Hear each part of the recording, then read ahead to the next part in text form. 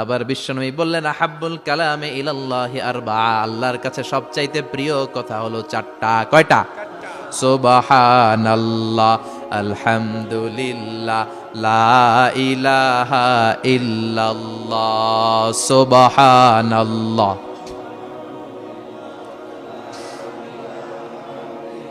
লা ইলাহা ইল্লাল্লাহু মুহাম্মাদুর রাসূলুল্লাহ।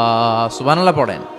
চারটা কথা আল্লাহর কাছে সবচেয়ে প্রিয়। একটা হচ্ছে সুবহানাল্লাহ, আরেকটা হচ্ছে আলহামদুলিল্লাহ, আরেকটা হচ্ছে লা ইলাহা ইল্লাল্লাহ, আরেকটা হচ্ছে আল্লাহু আকবার। এই যে শুরুতে তিনটা তাকবীর দিছি, এই তাকবীরটা আল্লাহর প্রিয় কথা যে চারটা, এই চারটার মধ্যে একটা আছে না নাই?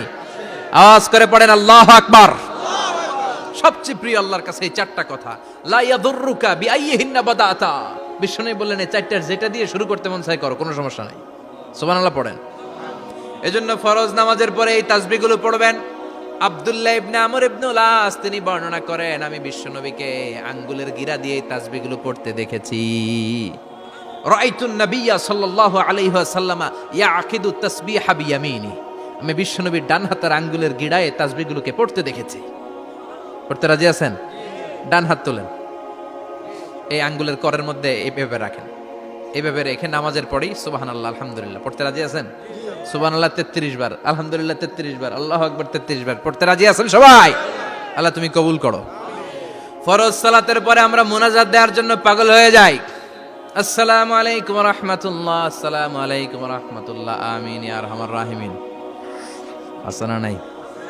সান্দলাই মনে হয় নাই।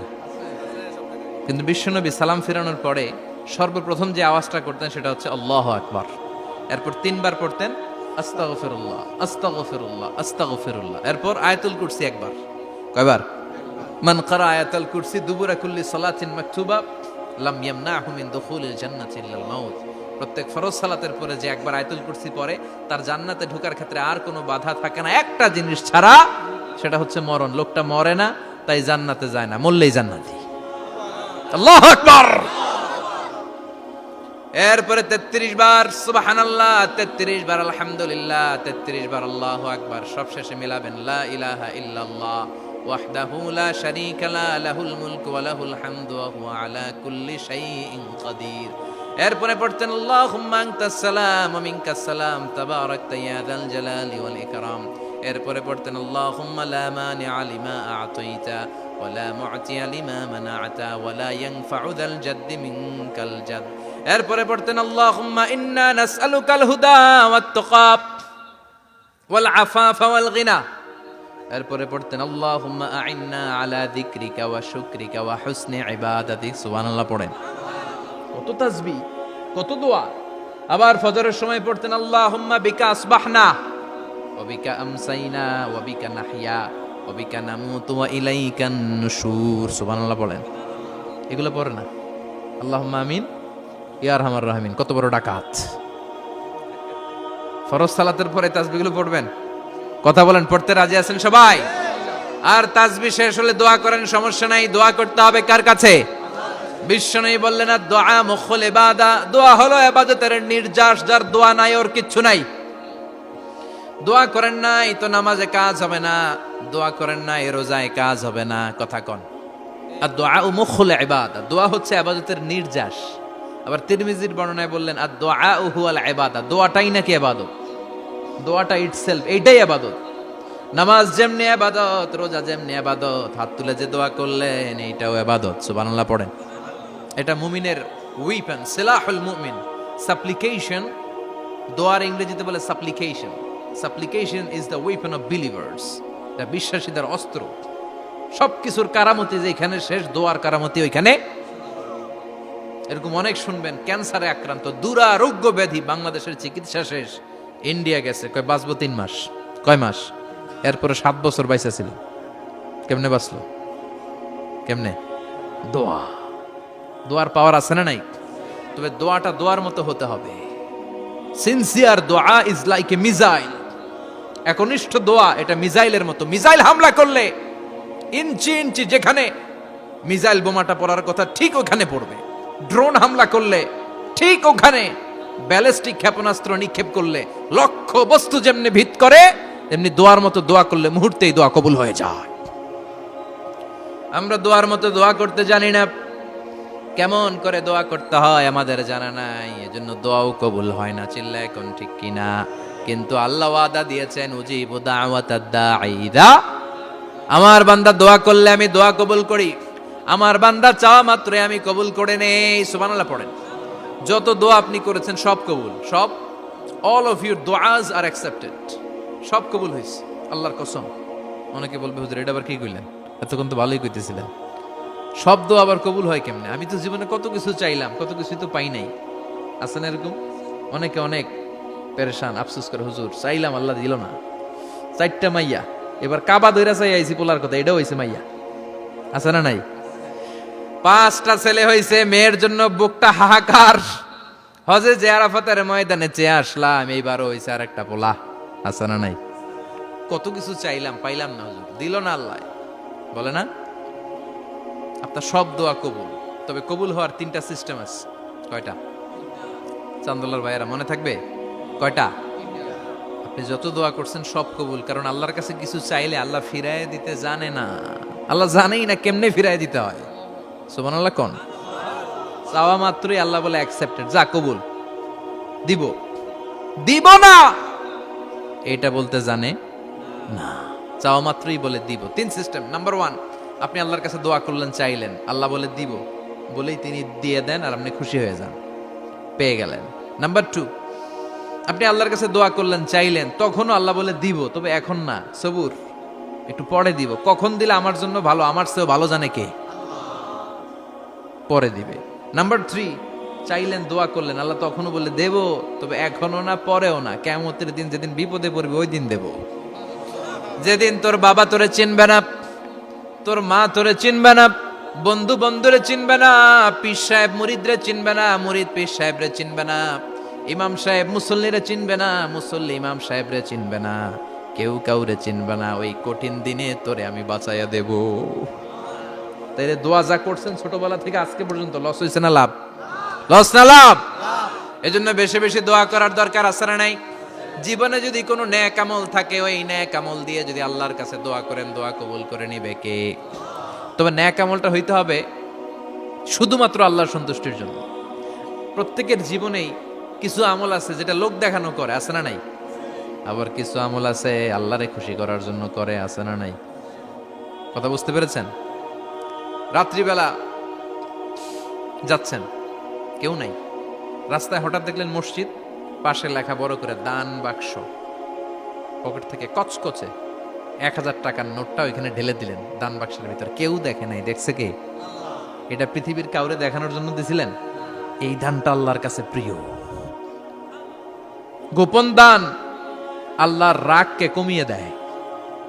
সুবহানাল্লাহ বলেন। আল্লাকা সিররুন ইনদাল্লাহ বাইনাকা আনতা ওয়া বাইনাল্লাহ, আল্লাকা সাদাকাতুন তাখফা লা ইয়ালামুহা ইল্লাল্লাহ, আল্লাকা সিররুন ইনদাল্লাহ বাইনাকা আনতা ওয়া বাইনাল্লাহ, আল্লাকা সাদাকাতুন তাখফা লা ইয়ালামুহা ইল্লাল্লাহ। সুবহানাল্লাহ বলেন। আল্লাকা সিররুন ইনদাল্লাহ, তোমার আর তোমার রবের মাঝে এমন কোন গোপন জিনিস আছে নাকি যেটা আল্লাহ ছাড়া কেউ জানে না? তোমার কোনোদিন কোনো গোপন দান আছে নাকি যেটা আল্লাহ ছাড়া কেউ দেখেনি? ওই দানটা আল্লাহর কাছে প্রিয়। চিল্লায় বলেন ঠিক কি না? এরকম কোন গোপন আমল দিয়ে যদি আপনি আল্লাহর কাছে ওসিলা করে দোয়া করেন, আল্লাহ ওই কঠিন বিপদের দিনে এই আমলটা করছিলাম শুধু তোমারে দেখানোর জন্য, এর ওসিলায় বাঁচাও, বাঁচাবে কে? বুখারীতে একটা হাদিস আছে, সালাসাতুন ফিল গার, বনি ইসরাইলের 3 লোক সফরে বেরিয়েছে, মরুভূমির সফর, মাঝখানে তুফান, কই যাবে, কই বাঁচবে, দৌড়াদৌড়ি শুরু। দৌড়াতে দৌড়াতে এক পাহাড়ের গুহার ভেতরে আশ্রয় নিয়েছে। গুহা চিনেন তো?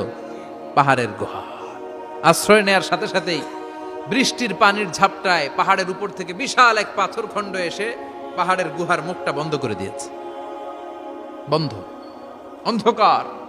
এরা পড়ছে বিপদে, হায় হায় বাঁচার জন্য ঢুকলাম, এখন দেই মরণ। ঢুকছিল কি জন্য? এখন মরণ।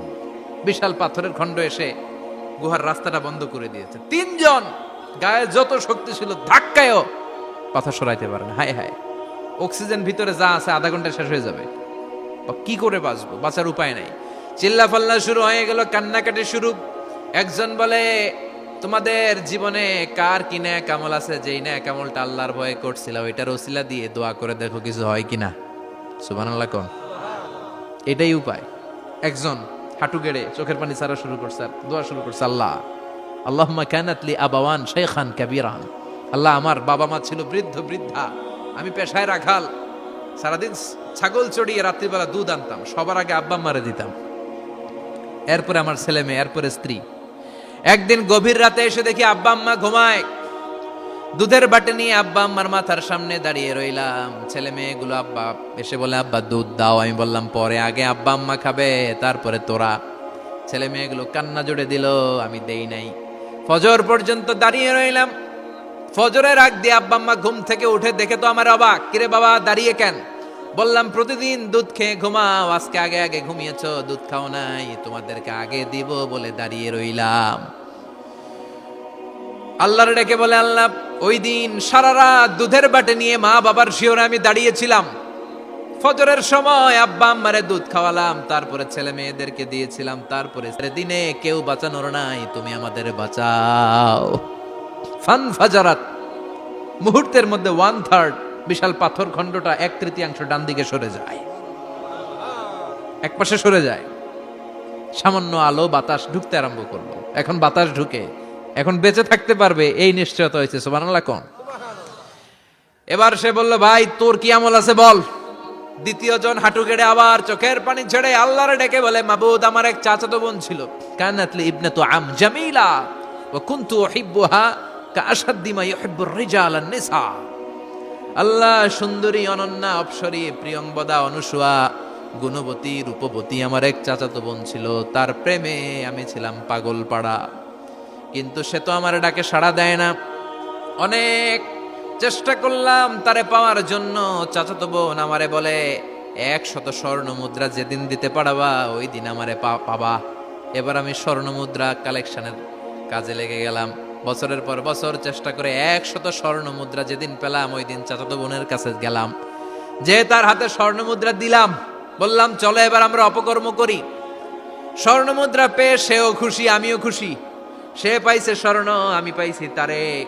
গোপন একটা রুমের ভেতরে ঢুকলাম, দুজনে জামা কাপড় খুলে ফেললাম, নেকেড হয়ে পাপ কাজ শুরু করব।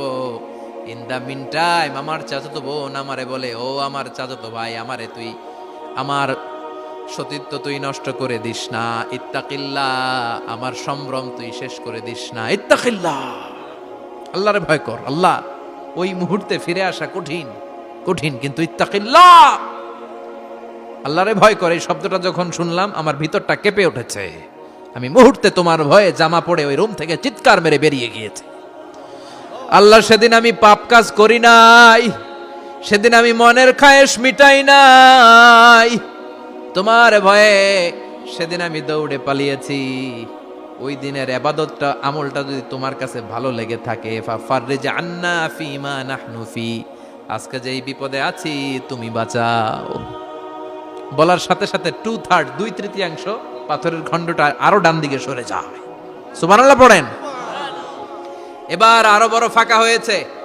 এবার তারা বেরোতে চেষ্টা করলো, দেখে মাথা বেরোয়, শরীর বেরোয় না, হাত বেরোয়, পিঠ বেরোয় না, পা বের হয়, দেহ বেরোয় না, আরো ছুটতে হবে।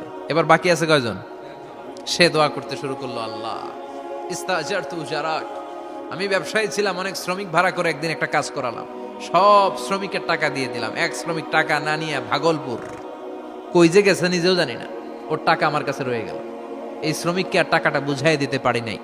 এই টাকা দিয়ে আমি কয়েকটা ছাগল কিনলাম, এই ছাগলগুলো বাচ্চা দিল, ওগুলো বাচ্চা দিল, ওগুলো বাচ্চা দিল, দিতে দিতে বিশাল ছাগলের ডেইরি ফার্ম করে ফেললাম তার ওই টাকা দিয়ে। 1 যুগ 12 বছর পরে সে এসে বলে, আমার টাকা ফিরায় দাও। আমি বললাম, এই যে ছাগলের ডেইরি ফার্ম পুরোটাই তোমার। সে বলে, আতাস্তাজিউ মিন্নি, আমার সাথে ঠাট্টা করো? আমি পাই সামান্য কয়টা টাকা, 1 যুগ আগে যেই টাকা পাইতাম ওইটা দিলেই চলবে। আমি বললাম, ও শ্রমিক, তোমার টাকা দিয়ে আমি ছাগল কিনে ব্যবসা করেছি, ছাগল বাচ্চা দিয়েছে, বাড়তে বাড়তে বাড়তে বাড়তে আজকের বিশাল এই ডেইরি ফার্ম। এই ডেইরি ফার্মের মালিক আমি নই, তুমি নিয়ে যাও। বলার সাথে সাথে শ্রমিক আনন্দে নাচতে নাচতে ডেইরি ফার্ম নিয়ে যায়।